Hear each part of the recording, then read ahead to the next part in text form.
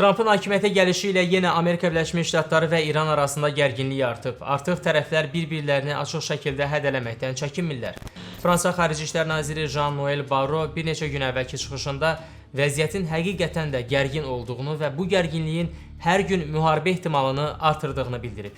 Tramp administrasiyası üçün bu gərginliyin əsas səbəbi İranın artıq inkişaf etmiş nüvə proqramıdır. Çoxlarının fikrincə Tehran istəsə, İstənilən an bu proqramı nüvə silahı proqramına çevirə bilər. Bu istiqamətdə fəaliyyət üçün hər hansı tampon müddətə demək olar ki, ehtiyac qalmayıb. Amma məsələ təkcə bununla məhdudlaşmır. ABŞ-nin İranla artıq 50 ildir mövcud olan digər problemləri də gərginliyi artıran faktorlardandır. İsrailə qarşı təhdid xüsusilə də Tramp administrasiyası üçün diqqət mərkəzindədir. Eyni zamanda İranın yaxın şərqdə proksi qüvvələri ilə apardığı stabilliyi pozan fəaliyyətlər də bu vəziyyəti qəlizləşdirir. Hətta iddia olunur ki, bu həm də şəxsi məsələdir. Məlumatlara görə İran kəşfiyyatına məxsus qüvvələr Trampa sui-qəsd etmək istəyiblər. İddia olunur ki, o golf oynayarkən ona qarşı dron zərbəsi endirmək təklifi belə olub. Qısaca Tehran və Vaşinqton arasında gərginlik pik həddə çatıb. Bəs bu ABŞ və İran arasında hərbi toqquşmaya səbəb ola bilərmi? Tramp vəd etdiyi kimi may ayına qədər İranın nüvə proqramı üzrə danışıqlar masasına gətirə biləcəkmi? Bu videoda məsələ ilə bağlı əsas məqamlara toxunacağıq.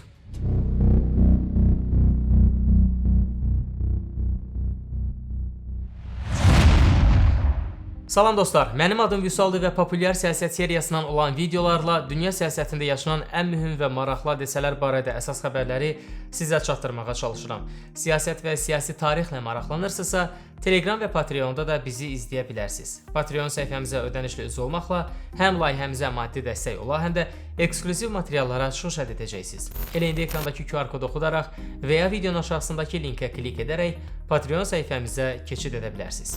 BMT Təhlükəsizlik Şurasının 2015-ci ildə qəbul etdiyi qətnamə İranın nüvə fəaliyyətlərini məhdudlaşdırmaqla yanaşı, həm də sanksiyaların tədricən aradan qaldırılmasını nəzərdə tutub. Qətnaməyə əsasən nüvə fəaliyyətləri ilə bağlı məhdudiyyətlər 18 oktyabr 2025-ci il tarixinədək qüvvədə qalacaq. Hazırda ABŞ və Avropanı narahat edən də İranın yeni nüvə sazişi üzrə müzakirələrdən imtina etməsidir. Qərb Tehranı danışıqlara çağırıb, əks halda yeni sanksiyaların tətbiq olunacağını bildirib. Tramp isə İranın danışıqlardan imtina edəcəyi halda Tehranı hərbi əməliyyatlarla, konkret olaraq nüvə obyektlərinin zərərsizləşdirilməsi ilə hədələyib. Trampın həqiqətən İrana hücum edib etməyəcəyini demək çox çətindir. Ancaq görünən odur ki, o İran hökumətinin belə bir hücumun baş verəcəyinə inanmasını istəyir. Halbuki hazırki vaxtda, xüsusilə Ukraynada sülh sazişi cəhdləri və Çinin Tayvanı hərbi güclə ələ keçirmək hazırlıqlarını sürətləndirdiyi bir dövrdə İranla hərbi qarşıdurmanın riskləri böyükdür. Digər tərəfdən Tramp təhdidlərini yerinə yetirməsə, digər yüksək riskli geosiyasi qarşıdurmalarda onun mövqeyi zəifləyə bilər. Son məlumatlara görə ABŞ yaxın şərqdə hərbi hazırlığa başlayıb. B-2 gizli bombardmançıları, qırıcılar, dəstək təyyarələri, aviadaşıyıcı zərbə qrupu, hava hücumundan müdafiə sistemləri və digər qüvvələrin regiona gətirilməsi ABŞ-nin hava əməliyyatlarına hazırlığından xəbər verir. Lakin adətən ilkin mərhələdə belə hazırlıqlar qarşı tərəfə güc nümayiş etdirmək məqsədi daşıyır. Bununla belə İran Trampın diplomatik təşəbbüslərinə və güc nümayişinə qarşı yenə rədd cavabı versə, növbəti mərhələdə nələrin yaşana biləcəyini heç kim bilmir. Son illərdə dəfələrlə İran və onun əsas düşmənləri, ABŞ və İsrail geniş miqyaslı müharibənin astanasına gəlib, sonra isə tərəflər daxili auditoriyalara hesaplanan simvolik zərbələrlə kifayətlənərək gərginliyi tezliklə azaldıblar. Bu hallar dramatik və geniş miqyaslı müharibəyə səbəb ola biləcək risklər daşısa da, indiyədək heç kim İranın nüvə proqramına qarşı hərtərəfli və kütləvi hücum etməyib. İsrail bu proqramı ləngitmək üçün sui-qəsdlərdən tutmuş kiber hücumlara qədər bir çox vasitələrdən istifadə edib, amma İranın son dərəcə möhkəmləndirilmiş nüvə obyektlərini sıradan çıxarmaq tamam başqa məsələdir. Danışıqlar nəticə verməsə və Tramp hərbi əməliyyatla bağlı qərar qəbul etsə, ən çox ehtimal edilən əməliyyat İranın əsas nüvə obyektlərinə hava zərbələrinin endirilməsi olacaq. Hazırda radiasiya çirklənməsi olmadan ciddi qorunan İran nüvə obyektlərini sıradan çıxarmaq imkanı demək olar ki, yalnız ABŞ-dədir. ABŞ belə bir əməliyyatı B-2 bombardmançıları və onun GBU-57 və ya Massive Ordnance Predator adı ilə tanınan bombaları ilə həyata keçirə bilər. Bu vasitələr dağların içərisində yerləşdirilmiş İran nüvə obyektlərinə qarşı təsirli zərbə endirə biləcək yeganə vasitədir. Hətta bu halda belə bu obyektləri tamamilə məhv etmək sual altındadır, amma onların istifadəsini uzun müddət üçün dayandırmaq böyük ehtimalla mümkün olacaq. Belə bir əməliyyatda B-2 bombardmançıları tək qalmayacaq. Onların hədəflərə çatıb salamat şəkildə geri qayıtması üçün İranın hava hücumundan müdafiə və digər elektron sistemləri ilə mübarizə aparmaq lazımdır.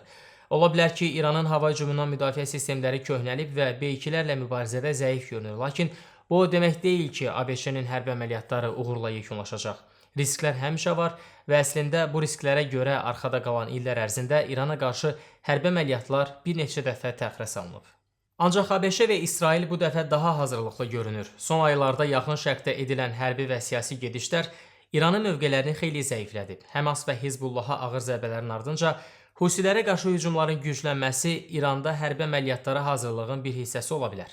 Digər tərəfdən Suriyada Bəşər Əsədin devrilməsi də İranın imkanlarını xeyli məhdudlaşdırıb. Belə bir vəziyyətdə Tehran yenidən güc toplamaq üçün gedişlər edir. Bir neçə gün əvvəl paylaşdığımız videoda İranın Talibanla yaxınlığından danışmışdıq. Bununla yanaşı, İranın son günlər Azərbaycanla bütün problemləri qaydasına qoymaq istiqamətində ciddi cəhdlərinin şahidi oluruq. İran rəsmilərinin Bakıya səfərlərinin intensivləşməsi də vəziyyətin ciddi olduğundan xəbər verir. İran həmişə Azərbaycanı özünə siyasi təhdid kimi görüb. Bakının Təl-Əviv ilə yaxınlığı, eləcə də İranda yaşayan türkilli əhali Tehran üçün ciddi risklər sayıla bilər. Ona görə potensial hərbi qarşıdurmalar ərəfəsində İran Azərbaycandan təhlükə gəlməyəcəyinə əmin olmaq istəyir.